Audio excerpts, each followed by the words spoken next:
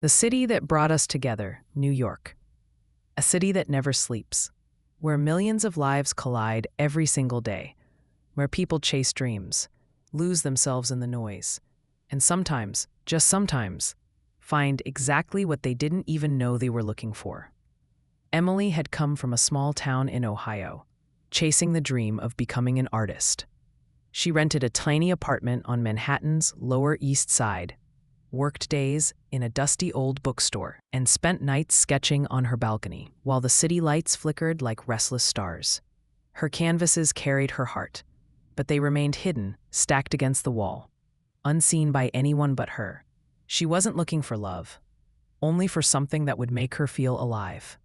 Alex was the kind of man who seemed to belong to the skyscrapers, a young lawyer with a polished suit and a future already mapped out by his powerful family. He had everything that looked like success from the outside: money, reputation, a career that was supposed to climb straight to the top.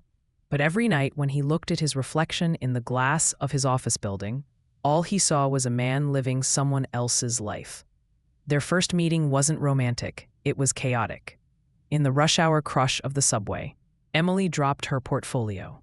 Drawings scattered across the floor, and people stepped over them without a glance. Only Alex stopped, crouched down, and carefully gathered the sketches. He looked at them, then at her. "You drew these?" he asked. Emily nodded, embarrassed. "You've got talent," he said softly. New York doesn't usually notice what's on the ground, but tonight it did. Before she could answer, the train doors opened, and he disappeared into the crowd. She thought she'd never see him again, but fate had other plans. 2 days later, Alex walked into the bookstore where Emily worked. At first, they laughed at the coincidence. Then they started talking. Soon it became their routine: late-night walks over the Brooklyn Bridge, conversations in small cafes, laughter under the city lights. He told her about the suffocating weight of his family's expectations. She told him about her fear of never being seen, never being enough. Slowly, they began to heal each other's silences. But reality is never kind to fragile beginnings. Alex's parents made it clear she wasn't welcome. "She's not from our world," his father said coldly. "She has no future, no name, no place in this family." And Emily, though she tried to stay strong, felt the sting of every whispered doubt. "He'll never choose you over them. You're just a dream he'll outgrow." The pressure pushed them apart. Emily began pulling away, afraid of dragging him down. Alex faced the choice: obey the life his family designed, or fight for the life he wanted. For a while, it seemed easier to let go. Until the night she decided to leave New York. She packed her suitcase, took her portfolio, and headed for the station. The city lights blurred as she rode the taxi, her heart breaking with every passing block. She told herself it was better this way. But Alex found out. He ran out of his office, drove through gridlocked streets, desperate, reckless. He reached the station just as the train was about to leave.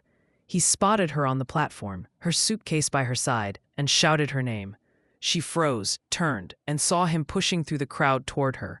Out of breath, he looked at her as if the whole world hung on her answer. "If you leave," he said, his voice breaking, "this city will still be here, but it'll be empty, because you're the only thing that makes it home.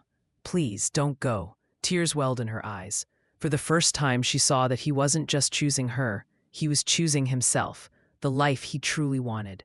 She dropped her suitcase, and in that moment, the city, noisy and impatient as always, seemed to pause just for them. A year later, everything had changed.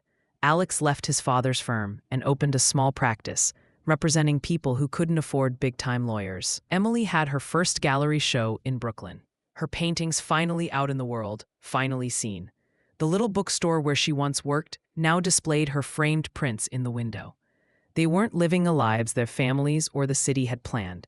They were living the life they had chosen together.